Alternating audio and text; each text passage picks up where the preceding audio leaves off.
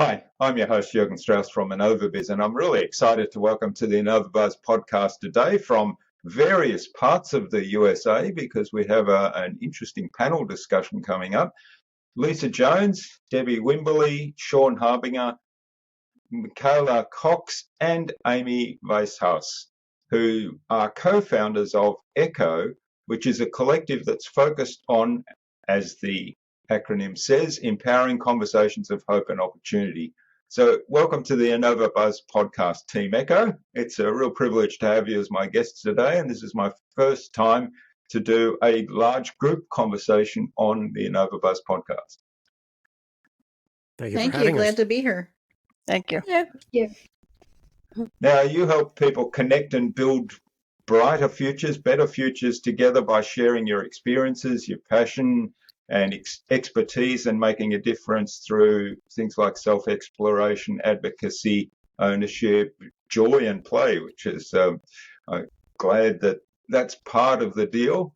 And I'm really looking forward to kind of exploring that a little bit more today. And we did have a bit of a conversation early on where you told me that you have different backgrounds and different experiences. So bringing all of that together, I imagine, really adds to that powerful mix. First of all, what's the impact you're making in the world today? And I might fire this one to Deb because you're first on my row of videos there. Thank you. I'll take that one. Our impact is to empower people to actually learn how to have conversations and to be able to enhance their lives while enhancing other people's lives. We also want to bring them new ways that they can engage that, whether it's through play, technology, advocating for your health, joy, or learning how to survive, go from surviving to thriving. Being able to give those tools in a package is a really cool thing that we can offer. And sometimes you can use all of them, or maybe you just choose to use one or the other right now, but they're always going to be there available for you if you use them. Fascinating. So I'm happy to let somebody else add to that if there's more. I believe that we are also all about facing change, because we all know that if there's one constant thing in our world, it's change. And being able to confront that change takes a very strong individual today, someone in touch with his or her abilities, essence, and somebody who feels confidence about being able to feel self-value, self-worth, so that we can go on and be a role model to other people. Most of us, in facing changes in our lives, had to deal with very severe adversity. And Sean is dealing now with helping all of us have a conversation about AI and the future, our futures in a landscape of artificial intelligence and what that means to our health, to our creativity, to our school systems. I myself come from a background in education. So everything Debbie says is also integral to, we want to help others face change, and we want to take our values, our strategies, and all our mindsets. We don't want anybody to suffer what we suffered through. This is the essence of all of our messages. And we love to play with each other, and Lisa's our leader in this. And the more humor we infuse in our lives, the happier and better we all are. Yeah. There's so much you touched on there, Amy, that kind of triggered things for me in terms of change. I've been talking a lot in some of the speeches I've been giving lately about change and why people are actually resistant to change, or asking the question, are we resistant to change, or is it that we're just we feel disempowered because we feel as though there's a lack of control, there's changes that are happening around us that are being imposed upon us. And I'm fascinated by people saying, well, I don't like change. And so their mindset is resisting change, and yet there's changes happening within their body every day. There's changes happening all around them every day, and we've got to adapt. And the concept of AI is one, of course, that today is very topical. At the same time, a lot of people are saying, well, AI is really a bad thing because we're going to lose our jobs. AI is going to replace humans. And my response to that is always, no, it's not. Humans who understand AI are going to replace humans in jobs. So yeah, how do I guess following on from those comments, I was curious, what exactly do you mean when you say in empowering conversations of hope and possibility? I mean, you've touched on some of the aspects there, but talk to me a little bit more about what does that mean, and how do you kind of initiate a dialogue with somebody so that you can actually get them to a point where you can help them? I feel like Michaela. I feel like for us, the whole reason we started this is we all felt like we had individual messages that started it, but then when we started hearing our messages, we noticed some through lines and common themes that could really make a difference. And that's the whole point. It's through these conversations that we're having today or any other conversation that it opens up the dialogue, that through talking through these things, we can come up on solutions that can provide the hope and opportunity. And I think part of the thing that's hard for some people is that when they don't think they have options or opportunity or choices, then they can't feel empowered. So it's through discussing and talking and hashing out things and coming up with new ideas and new thoughts can create the solutions that provide the hope, that give the opportunities to help people feel empowered, is what I think is a huge piece of that puzzle that maybe is part of the reason why they haven't felt like changing, because they didn't know what to change to, or it wasn't felt comfortable or easy to do. But then when you're provided with solutions, then you're like, oh, then maybe I can. So maybe that is a huge part of that puzzle as well. Lisa.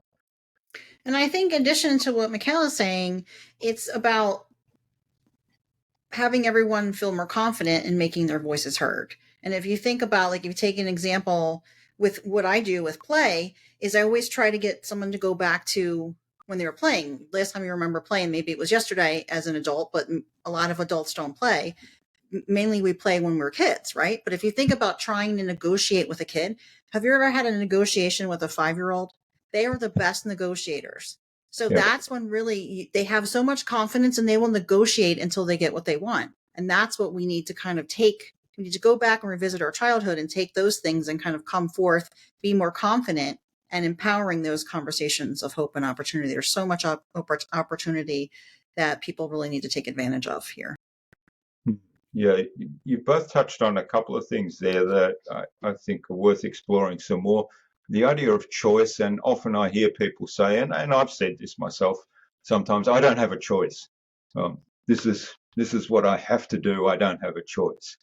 And yet, when we're in that mindset, we kind of close off to all other possibilities, and whether the action we're about to take serves us or not,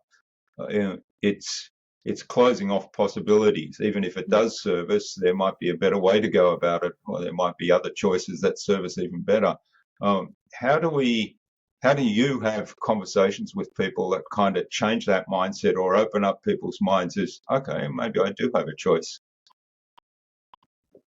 Lisa. I think for me, it's really about reframing. So you're saying, like, I have to. It's kind of like I have to go exercise. What if we reframe it and say, I get to go exercise? There's some people that can't exercise, for example. So if you think about something that you get to do, you get to do these things. You don't have to do them. So it's kind of like it's something that you're able to do. So it kind of changes you're reframing how they think about it. And then, of course, anything I tell people to do, if they're saying I have to do this, and I'm like, well, how can you make it fun? Like, what can you do? What game can you play to make that fun? And the topic I always bring up a lot is my daughter with toothbrush. She doesn't want to brush her teeth, but I'm like, let's make a game out of it. So we race the clock. She brushes her teeth and then she gets rewarded, but she doesn't get rewarded with candy. She gets rewarded with another new toothbrush. See what I did there? Yeah, I love it. Yeah, the reframe is so powerful, isn't it? And the idea of gratitude comes into that as well. It's like, okay, I get to exercise because there are some people that don't have the ability to exercise, and that gratitude, I think, is a big reframe of sort of mindset as well, isn't it? Gratitude. Michaela, you wanted to add to that?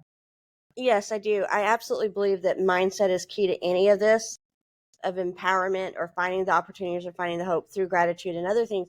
And it's also what allows people to change is, and there's a reason why a lot of people know the idea of mind over matter, and that if you put your mind to it, you can do anything. I absolutely firmly believe that mindset is truly a game changer and a key to just about anything you could possibly talk to or talk about. And that's how we get these conversations and get these opportunities. It's because we had a shift in our thought process and mental space, like Lisa was saying. So I'm a firm believer in that as well. Yeah, and I love the idea of the game. I've started one of the other things I've talked about recently, and it's in this idea of mindset and not having a choice, and it's about self-worth and the dialogue we have with ourselves. So most of the conversations we have in our lives are actually with ourselves, right? And if I talk to anybody else, or if anybody else talked to me the way I talk to myself, I would be most upset, most angry, and probably never deal with that person again. And and to be aware of those conversations, those self dialogues, and I sometimes turn them into fun, and have kind of a fun conversation there. If I become aware of the dialogue in my head that's saying, that's a stupid idea and that'll never work, or one of the ones that I talk about quite a lot is when I first started my podcast, where the internal dialogue's going, you know, who's going to want to come on your show, or who's going to want to listen to your show? And by ignoring that and saying, well, let's see, is the way you move forward and past that, and then at some point build your self-worth by looking at what's really happening and ignoring that dialogue. So how do you see people dealing with that internal dialogue? Firstly, becoming aware that it's going on, because it's not necessarily something that is in our conscious mind, and then secondly, kind of reframing there or making it a bit fun. Debbie, you wanted to add to that? I think this is an excellent question, and I think this is something that we all need to be thinking about and taking into consideration, something I've had to learn to do myself. Learning how we have about 50,000 thoughts a day, and I've been teaching myself how to learn to just actually push the thoughts away that I don't want and focusing in on the ones that I do. It's a skill. It's a learning process. It's allowing yourself to partner with yourself. Be your best partner in anything that you do, because no one knows you as well as you do. So you have the ability to accept and ignore what thoughts you want to. And so when you allow yourself to think, I can do this, I'm good, those are positive things. And when you allow those negative things to come in, then for whatever reason, we allow those to lay too much weight on us. And so I've got to where in my mind, I actually just shove them away. And I say, go away, you're not welcome. And this all started because I had been told with a serious health issue that there was nothing that they could do, that it was impossible to fix me. And I sat on that curb and I said, you know what? There's only one person I can count on in this world, and that's me. I'm going to partner with myself and figure out how to do this. And by doing that, I have improved my health in ways that doctors never thought possible. And I'm living a life I never thought I'd have. So this is possible. And learning how to just guide your thoughts and accept the ones, you get to decide what you want to think and what you want to accept. So learning to accept the ones that are good for you and ignoring the ones that aren't. Most of the bad thoughts that we have come from somewhere else. They don't even really generate from us originally. They don't know you. You know you. So set those aside and rely on yourself. Reach your left hand out to your right hand. Take it. Be in charge. Be in control of your own life. Yeah, and there's so much power in that, isn't there? I mean, you talked about overcoming health issues that the doctors more or less said we can't really do anything more for you. And I've heard quite a lot of those kind of stories where people have then gone away and said, well, I don't want to be sick. That's not my identity. I want to be healthy. And they actually say, I am healthy and I will be healthy.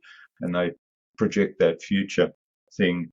That kind of prompts a question around language. And I think it was Lisa said something earlier that I thought language is so important in this as well, isn't it? In both in what we say to others and those dialogues we have with ourselves. Often I hear people say something and I think they start off a speech with an apology is a classic one. And I think not only are they letting the audience know that perhaps they haven't prepared enough or whatever it might be, but they're also giving themselves an auto-suggestion to say this is going to be bad. So how do you see the importance of language and how do you kind of work with people to make sure that they're using it in a positive light? Language is so important. So I think like with the messages that you were talking about earlier, like you hear yourself say something like, oh, I'm going to start this podcast. And then that voice says, oh, I'm not going to be good at the podcast. The first thing to do is kind of come up like everything I do, I make a game. So if I say if I hear a negative message in my head, I have to then come up with 3 positive ones to counteract my 1 negative one. And then I just keep repeating that. So you would come up with your own, but I think we have to start first with ourselves, with talking, because a lot of times these negative messages, we wouldn't say these negative messages that we hear to somebody else. So you have to start saying the nice things to yourself, and then everything kind of goes out from there. So just kind of how would I want to treat myself, but also how do I treat others? And that's why language is so important, and how we say things to others and how we reframe. And it goes back to what you were saying about reframing. How do you reframe something negative into a positive? Because there's always a positive way to look at it. And Amy, our joy expert over here, I know has something to say about that. Well, you asked the question earlier about how do we engage people? How do we empower them? And we are trying to walk the talk. We're trying to do that by example, even by this podcast. And what we instill in our audiences is that very self-worth that we're all talking about, because that's where it all starts. But it also starts with the mindset to believe your life matters. And when we can get someone to understand what that person has to contribute to others, it may start as a smile. And that's the first language, smiling at people, recognizing the person sitting next to you. Who is that person? And it might be somebody you've been married to for years. It might be someone next to you on the way to school in the morning in the car. But until we learn to smile and notice and recognize those people and express our gratitude to them, there's a tremendous amount of joy that comes from that. It's a joy of discovering the other person, self-discovery, and that language just exponentially explodes. So the people we are speaking to, they need to know they are the power. We're just trying to show them and reflect to them they have the power within to be their own health advocate, to be their own playful selves and model it to their children, to their students. And we all have that obligation. We have the ability to create internal joy and spread it to everybody around us. We can start the conversation. We can initiate the conversation, whether it's in a PTA group or a health support group or in the break room at the corporation or getting the CEOs to be playful and find an innovative way with Lisa to do a training that's so much fun because they're playing it in a movie with characters and they're just getting out of the box. That's what we're all about. Don't wait for someone to come to you. Start the conversation. Be the conversation and be the change. There's a couple of things you said there that I think are so important. It's this sense of I'm just one little person among 7 or 8 billion now, I think it is, on the planet, and I'm not important, and who cares whether I'm around or not. And yet the simple act of when you cross paths with someone on the street, smiling at them, will in 99% of cases get a smile as a response. And you've just made a difference to that person's day by that simple act, which is something that everyone can do. So yes, we can all make a difference in the world. And if we kind of change that mindset that we can make a difference, it doesn't have to be, we don't have to change the world and invent nuclear fusion and kind of solve the greenhouse problem or something like that. We don't have to do that to make a difference in the world. We can make a difference by just a little thing. And of course, by taking that attitude, then we start to make a difference in bigger things and bigger things. And before we know it, maybe we are solving world problems. Yeah, that's obviously prompted some interest. Lisa, yeah.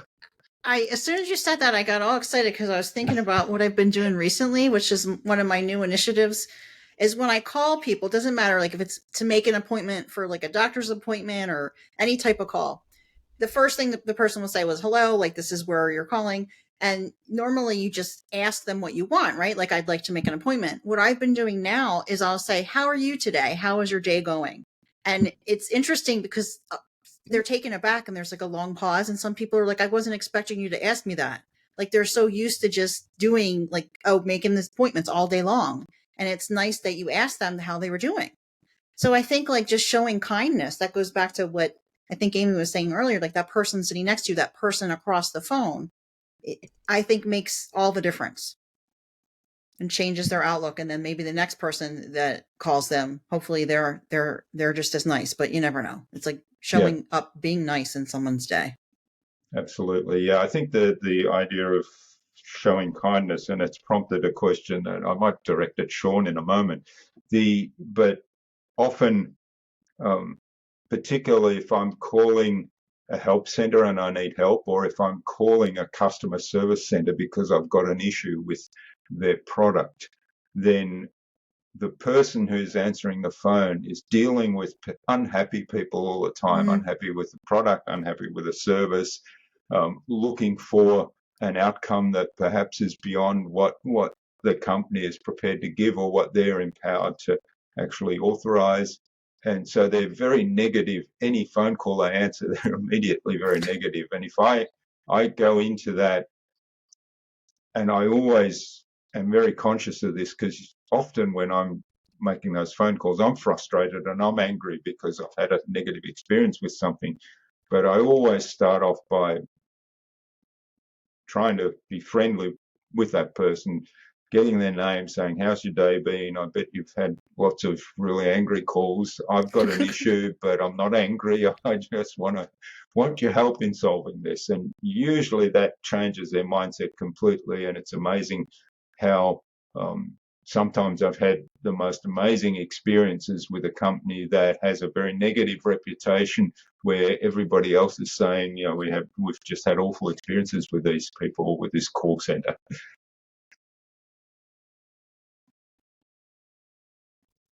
See, you're already doing it. Yeah. One of the things that prompted, and I thought, because you mentioned that Sean's the person helping you navigate this whole AI landscape, constantly evolving and changing. One of the things that I promote very strongly when using something like ChatGPT to have some conversations, and I use it to have conversations, so I don't just go in there and ask a question, say, here's what I want to know, and then accept its answer. So I actually have conversations, and I'll go back and I'll say, is that really true? Or can you fact check this? Or can you give me references to support that? So I have a conversation, but I also practice kindness with the AI, because a couple of reasons. First of all, it's practice, right? I can practice having a kind conversation and being kind to a conversation partner, even if it is only a computer. But the second thing is the information that goes into those language models, I'm guessing, is being used to continually train that language model. So if they're getting a lot of input that's kind, they're learning kindness themselves. And one of the most amazing conversations I've had, I asked something and it gave me some information, and I was totally blown away by how good the information was and how much that information helped me. So I went back to ChatGPT, it was, and said, oh, thank you, that was very helpful. And what did I say? I said, I really appreciate you. And what came back, I thought, this is brilliant. What came back was the standard, like, I'm glad I could help. If you need anything else in the future, or if you want some more information, please reach out, or words to that effect. And then it said, I appreciate your kindness. And I thought, wow, that's really cool. So, yeah, Sean, what's your experience with sort of having those conversations with those AIs? I think it's you have to do that before they take I think over. You must train them. Mute or your microphone. So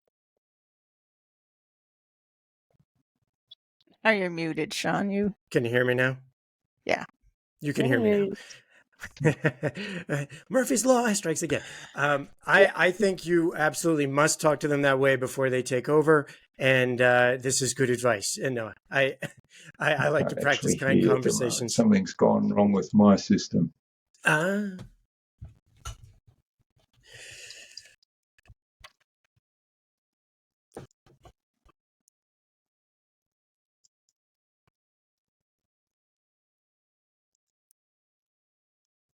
Can you hear me, Lisa? Yep.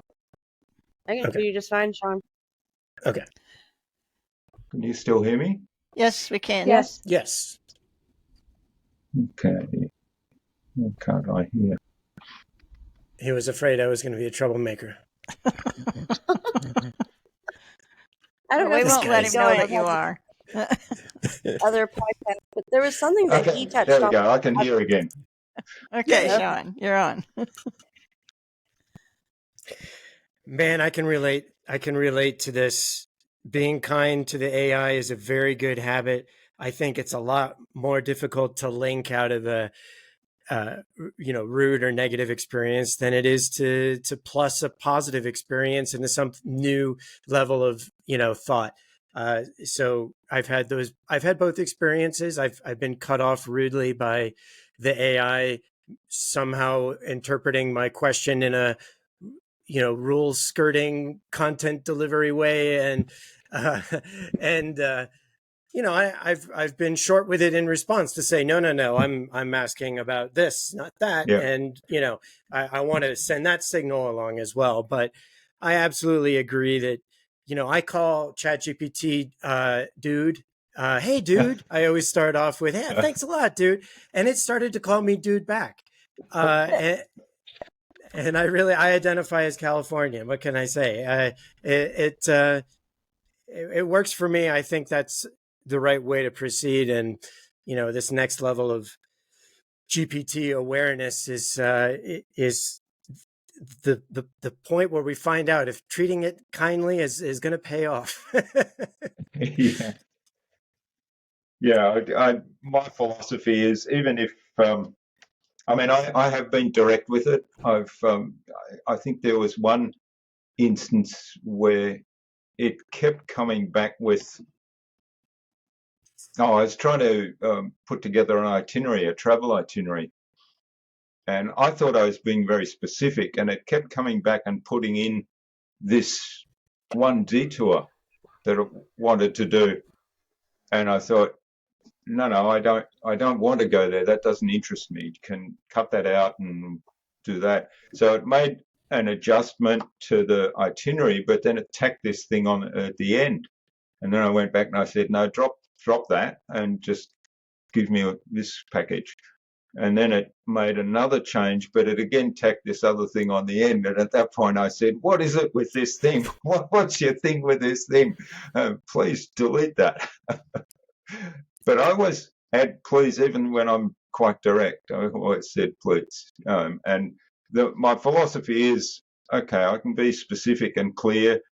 And I also take the approach that, well, I'm not getting the response I want, so I haven't been clear enough in my communication. But at the same time, I think practicing kindness is it just puts us in the right mindset, because the next moment somebody might call me on the phone and then I'm in the right mindset. Michaela. I think you brought up something interesting when you said, when we were talking about AI and fact check it, or check its truthfulness or whatever. I think truth has a lot to do with our mindset and what we tell ourselves, because I don't know about everyone else or y'all on this panel, I'm a really good storyteller, and I can write some good mental stories about what I think is what and what's going on. When we really check what we're telling ourselves in our heads about ourselves or our reality, and stop and think, is this really true, or am I getting this crazy tale of a load of crap that I'm letting myself believe, when if I just checked it with the truth, it might change our own personal dialogues and then build our self-confidence and our self-worth, and then how we interact with others as well. So I think we have to personally fact check ourselves sometimes, about what we tell ourselves and what we think in our head. So I thought that was interesting you brought that up. Yeah, that's a really valuable point, because that often, and I think it was Debbie that said earlier, that often we tell ourselves these stories that come from somewhere. They might come from an experience, or they might come from something somebody said to us in the past, but they're not us. And so by taking a step back and asking that question, it's really valuable.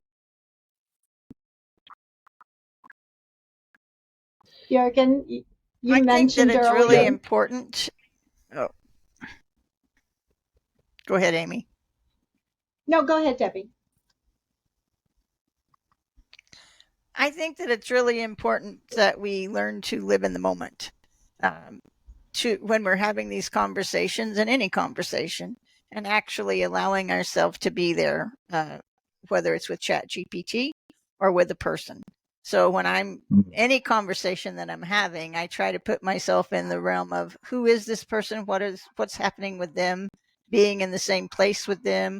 I try to take recognition of what's around me and really get to be in touch with that person. So many times when we have conversations, we're thinking about something else at the same time we're in that conversation. We're worried to get to the next appointment, whatever it is. And I'm finding that when you actually spend the time to just be in that moment, is when those conversations are the most beautiful and when we make the most impact in life. Yeah, there's a couple of really important points there, I think, that are really worth highlighting, and that's being in the moment. And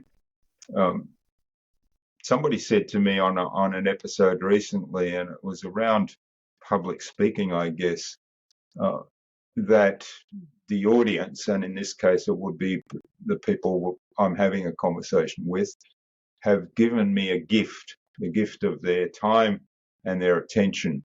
And so really I need to honor that gift by being fully present and giving them the time and attention. And if you do that, people notice. It's like what Lisa said earlier about calling up to make an appointment and having a short conversation first, asking the person how their day's been. Amy, you wanted to add to that or say something? We cannot underestimate the power of kindness and the power of empathy coupled with gratitude in our lives every single day. When you mentioned, seeing someone on the street walking past and smiling, the key is be the first one to smile. It's not necessarily going to happen unless you're the first one.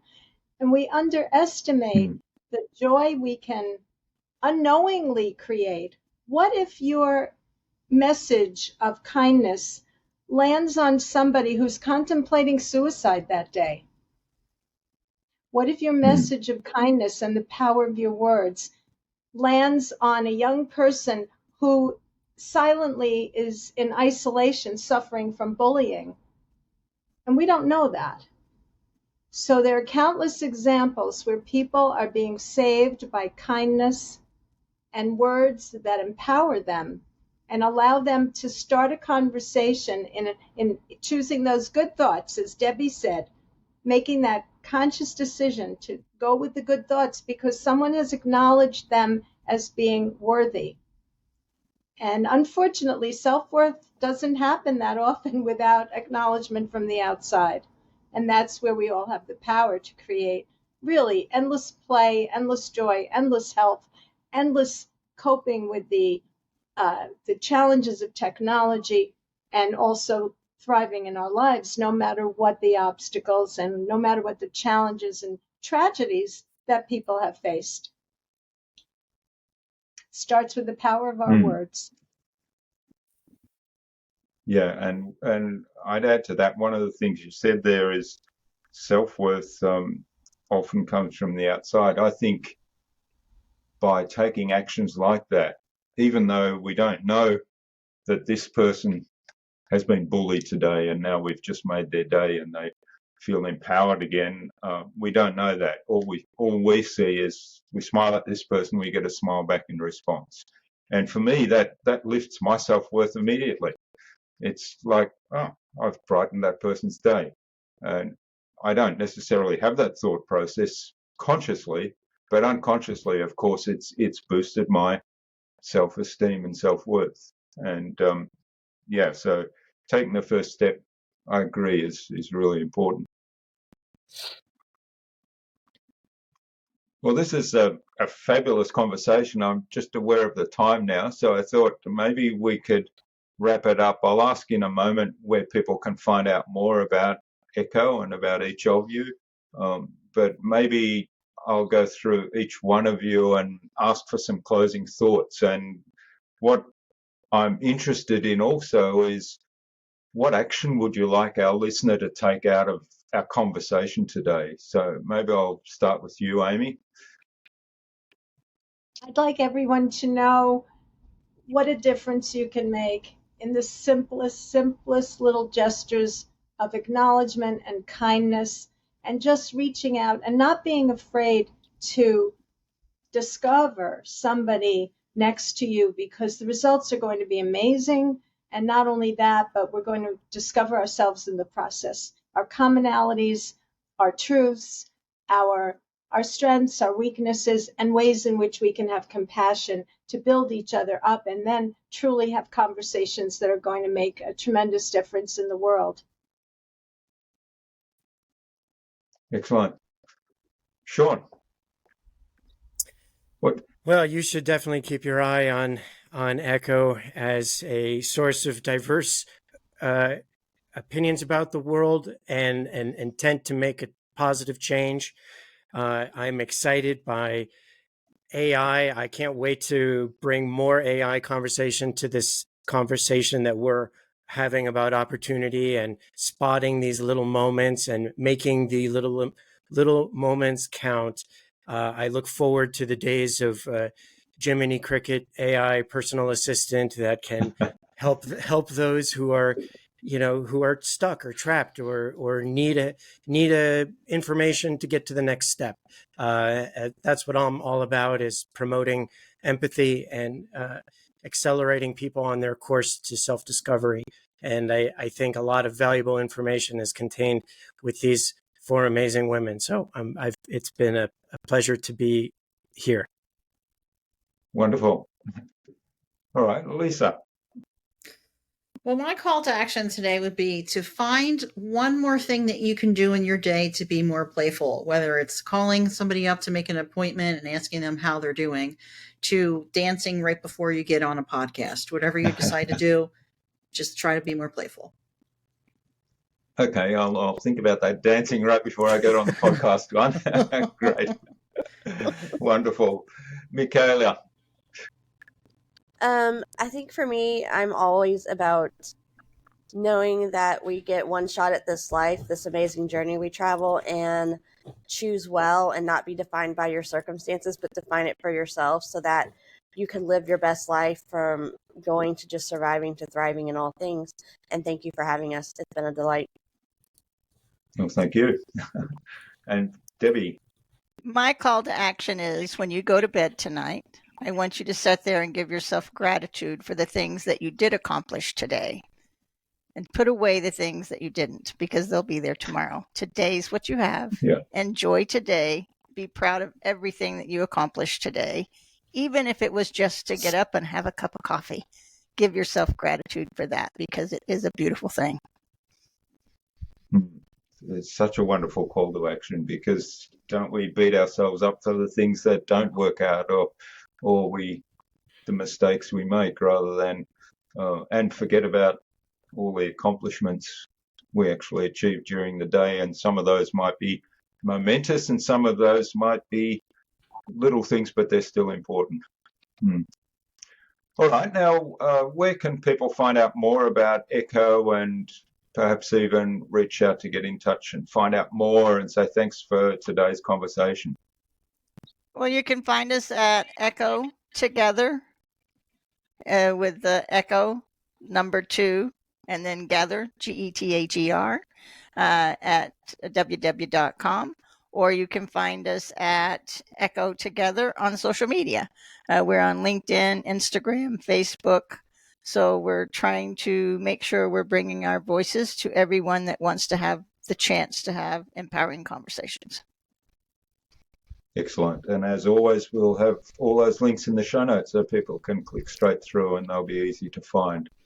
Well, thanks so much for sharing your time and your insights with us today, Team Echo, everybody. It's been a wonderful conversation. I've really enjoyed having this group discussion and facilitating a group discussion. And despite Murphy's best efforts, we've managed to get through the whole thing with just one little glitch in the middle, which I'm not even sure I'll bother editing out, where my audio for some reason dropped out.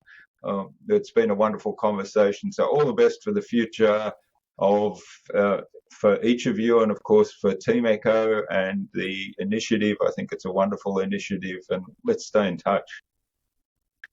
Yes, thank you. Thank you very much. Thank We you. appreciate Thank you. it. Sounds wonderful.